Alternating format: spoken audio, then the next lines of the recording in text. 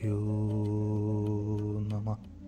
गुरु ने कहा, इस संसार में रहते हुए हमें उन लोगों की मदद करनी है जिन्होंने हमारी मदद की है, और बदले में हमें उन्हें लौटाना है जिन्होंने हमें दिया है। उसी तरह 3 प्रकार के कर्म होते हैं।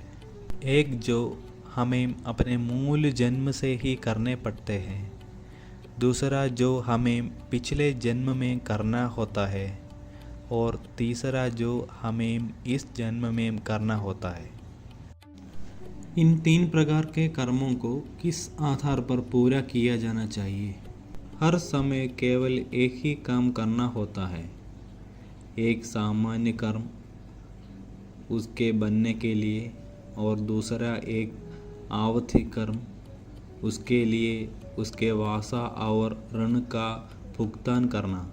तीसरा कर्म को इस तरह से दोहराया जाना चाहिए कि उसे दोहराया न जाए। पुनरावृत्ति को रोकने के लिए पिछले कार्यों को जोड़ना।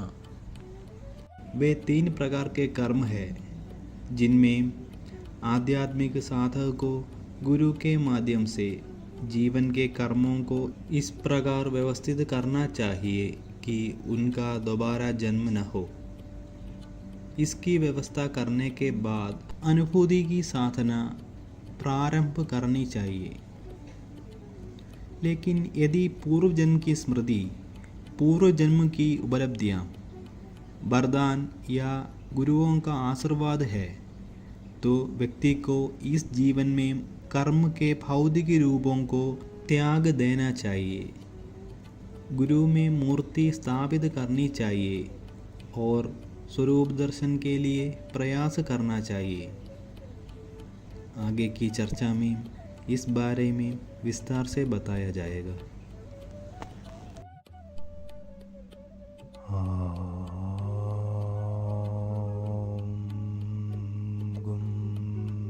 गुरुभ्यो